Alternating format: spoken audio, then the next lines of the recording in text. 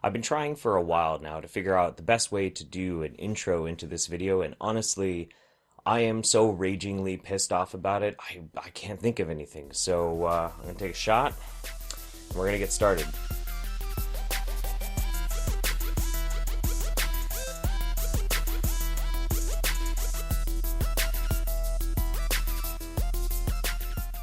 So a Tumblr artist by the name of Zamii070, who is renowned for doing some fandom artwork of Steven Universe, among other various different types of artwork, has been the subject of a harassment campaign for over a year, whereupon a systematic cycle of abuse by people who, I can only assume, mostly are jealous of her, has been perpetuated. Now, what makes this harassment different than most harassments is that the perpetrators of it are in fact social justice warriors, and using the social justice warrior narrative, they have systematically found ways to pick apart everything about Zamii070's work, which contributed a great deal to some emotional agony that she started to feel. It's not hard to imagine that when enough people don't like you, that they're willing to set up 3 different harassment Tumblr blogs just to cite how much of a piece of shit they think you are, it might have something of a toll on a person's psyche. A few days ago, Zamii070, also known as Paige,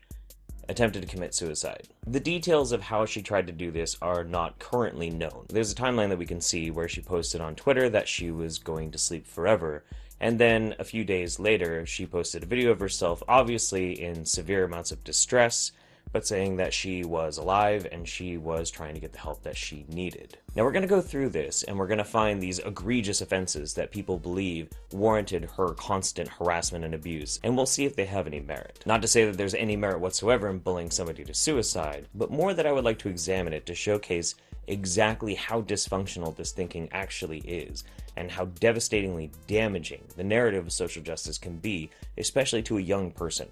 So let's get started. So let's take a look at some of these attack blogs. The very first one's going to be Zamii070 with O's instead of zeros .tumblr.com, where you have all sorts of different people asking questions, talking shit, shooting down all of her various different artwork, pointing out anything they deem problematic. But really, what's telling about this is rather than having reasonable arguments, instead you can see right over here in the actual description of this blog, oh, isn't that charming? Zamii070 is a shitty person.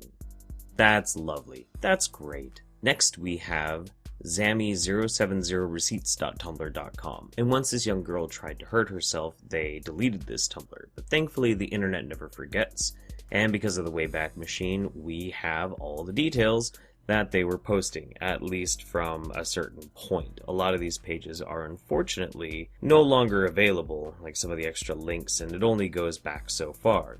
But over here, oh man, problematic list. Look at that. Problematic list. What could be so problematic with Zamii?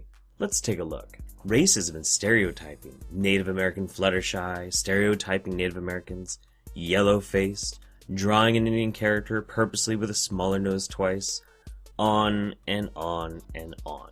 A constant barrage of social justice rhetoric. Alright, well let's take a look at some of these complaints though. Let's do that. I found this other blog called Zamii070 attendingprosecutor.tumblr.com. And this blog apparently was to detail out some criticisms about Zamii's artwork, but at the same time was not necessarily a hate blog and would respond to some of the hate blogs. And in this one you can see that Zamii070 Receipts, one of the hate blogs, says, if Zamii deletes the skinny rose picture, we can just use this as evidence just in case. Evidence for what? For fucking what? Evidence to, bully her? What exactly is the point? Whereas attending prosecutor replied, I agree that Zamii070 drew rose quartz much too skinny for her character, but I'd like to point out that she did delete it after realizing the error, and afterwards drew rose quartz in her canon body. Here's some links to her drawings after that one. So what exactly is the problem? What was this picture? What was so offensive about this picture? Let's take a look at this picture. I'm assuming from kind of digging around a little bit into this, I don't know Steven Universe very well, but I can only assume that what we're looking at, the right-hand character, the mother figure, is supposed to be rose quartz, and I guess she's supposed to be larger, more overweight, and Zamii did the most offensive thing possible and drew a character in a different body type. Holy freaking shit.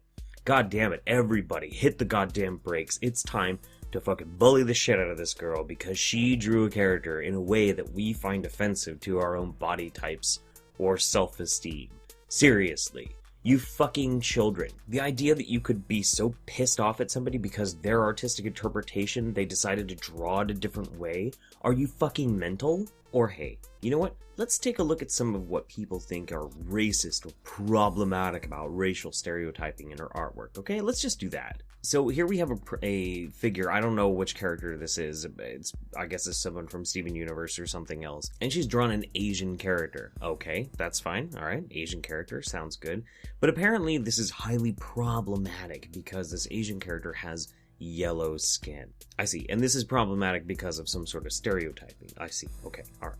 Well, here's a picture of Jackie Chan. I don't really know if anybody's quite picked up on this yet, but some Asian people, not all, there are lots of dark-skinned Asians, and there are also lots of light-skinned Asians, but certain Asian cultures do seem to have a bit of a yellowish tint to their skin. Now, is this maybe a little bit more yellow than necessarily needs to be done? Perhaps, but at the same time, it's a fucking cartoon. It's a fucking cartoon, and this obviously is not drawn to be a bad, nasty stereotype. We can hang in my crib. I will show you my hood. There is no malice in this image. It's just a character. Because you think it's slightly stereotyping, because you're Asianizing your art or something like that, does not mean that there's actually malicious intent involved. And besides, you know what? It's her art. Fuck off. But okay, that's not the only one. No. That's not the only one. This one just fucking gets me. This one gets me so good. So I don't really know who this character is either, but they're apparently a Native American. And these people are even showcasing in this image, you know, how obviously it's problematic because you made them red-skinned.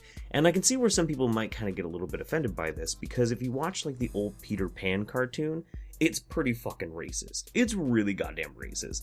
But at the same time, this drawing of a young girl is not singing what makes the red man red. She's not displaying anything of the kind. You can't even say that maybe it's like an appropriation, because it's obviously a cartoon character with pink hair. This is supposed to be an anime-style depiction of a character who is Native American. And from what I understand, I believe this is supposed to be an anthropomorphized further version of a My Little Pony. I know the character's name is Fluttershy. So this is like an interpretation of a character who's not even necessarily human, being human.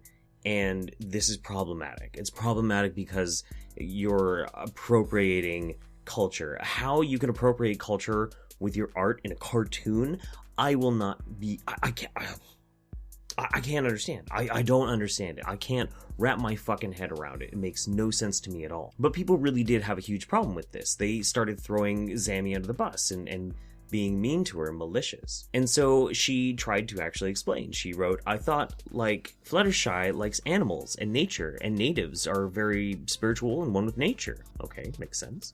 Also, Fluttershy is very brave and will defend her friends, so I gave her a feather. I don't know. I spent like 40 minutes trying to find outfits and info that were from native tribes, because all the pics, wow, this is word salad, were of Halloween costumes and I don't know. I guess I didn't do a very good job, and sad emoticon eyes. You did a fine job. There's nothing really wrong with this at all. This is still art. It's a cartoon. It's just a fucking cartoon. And it's cute. It's not my style, but it's cute. And that anybody could just automatically shit on her for it is just so mind-fuckingly dumb. Look, I get the idea. I get the idea that people might not necessarily like certain types of art, and that's fine, because we have this ability to like art or not like art. But the concept that somebody would then go and shit all over somebody else's artwork because social justice reasons, because problematic, is thinly veiled bullshit trying to obfuscate what I can only assume is a massive amount of jealousy. You know what really drives me crazy about this whole thing, what just completely gets under my fucking skin about it, is that this whole idea, this whole narrative that's been spun about this one girl is entirely justified because of a type of social justice rhetoric. People don't lose sleep over the fact that they bullied her because to them, the offense of possibly harming somebody with her ideas or her artwork is so vastly more offensive and more damaging than slandering somebody and driving them, who is an admittedly emotionally vulnerable person. That doesn't matter. No. That doesn't matter. That does not matter in the overwhelming evidence of how much of a piece of shit she is because she draws things differently than people want her to draw them. This is the most childish shit in the world. I can't even fucking wrap my head around it.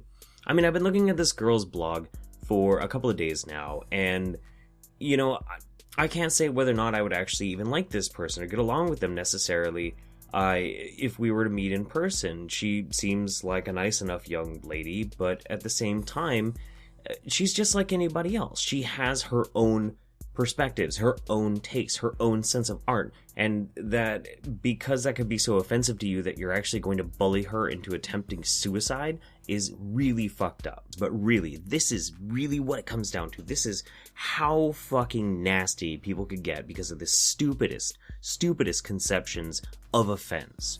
This one quotation here from Anonymous, a person who did not even have the balls to attach any kind of identity to their statement, went ahead and posted, "You are literal garbage. Kill yourself. Drink a bottle of cyanide, please, and kill yourself. Literally in any way you can possibly think of. Here's a few suggestions. Jump in front of a moving vehicle. Stab yourself in the neck, or an old classic noose around your neck. It would be greatly appreciated." Wow, that is quite possibly the bravest thing I've ever read. Hooray. You spineless piece of shit. It's an interesting thing to try and delve into the mindset of these types of people, the type of people that would engage in such a systematic type of abuse campaign. Now, don't get me wrong, there are plenty of reasons to rally up and make some sort of change when somebody is displaying some sort of abhorrent behavior that it's potentially dangerous, say like to an anti-vaxxer or somebody who's trying to convince you to pray for your children instead of take them to the hospital. I have no problem with people banding together to try and tackle a larger issue. That's not the problem. And you can say whatever you want to somebody. You can criticize or even just say, "You suck, and I don't like your stuff, and I think your stuff sucks, and you suck, and blah, and I don't like you." And that's fine. That's your right to say that. And they have a right to apologize, or to ignore you, or to do whatever they want. But engage upon this type of bandwagoning, this call-out culture that we've started to embrace, especially on the internet, and especially on Tumblr, is to me just another symptom of a greater disease. The responses in support of Paige are just as full of this kind of crazy rhetoric, but instead of actually trying to figure out, well, where exactly are these arguments wrong, or where we should go from here, they just try and justify it or fight it within the same type of narrative. It doesn't matter. It doesn't matter. These people can have the stupidest opinions that they want. And honestly, your offense and your trying to defend your friend are not really going to change that. And anything, if you try and push back against these types of people, that just reinforces their belief. And lastly, and I don't know if she'll ever get a chance to see this video or not, but to Paige, there's some unfortunate realities that you're going to have to face. If you enjoy success, people will be jealous of you. If you find some way to be successful and live your dream as working as an artist, to pay for your life and pay for your way to live, you are going to be subject to harassment and scrutiny. People will always criticize you. However, at the same time, you have enjoyed some success. You have enough of a reason to think that what you do can eventually pay off. So my suggestion would be to keep doing it. But the internet is an evil and hateful place full of people who will say the most nasty fucking things and not even care, because they don't have to look you in the eye. And you have to be aware of that, and you have to be ready for it. For anyone out there who is on the internet and you start to feel this type of harassment, the most important thing that you can do is to stop, get up, and go do something else. Just take a fucking breather, learn how to use the block button. It's not worth your life. People's opinions are not worth your life. Only your opinion is worth your life. And that's what you should be focused on, making yourself happy with yourself. That's it. Anyway, I'm gonna go back to watching Armored Skeptic and Shoe on Head being cute on their Halloween live stream. And I hope everybody else has a fantastic day. And I love you, Internet. Mwah. Bye. Hello, my name is Jeff Holiday, and I make videos on science and skepticism. Evil biotech. Sometimes I play video games. Break yourself! And sometimes I'm just goofing off. If you like anything that I do, don't forget to hit the thumbs up button. Subscribe if you'd like to see more videos like that, and don't forget to check out my other channels. Thanks. We can hang in my crib. I will show you my hood.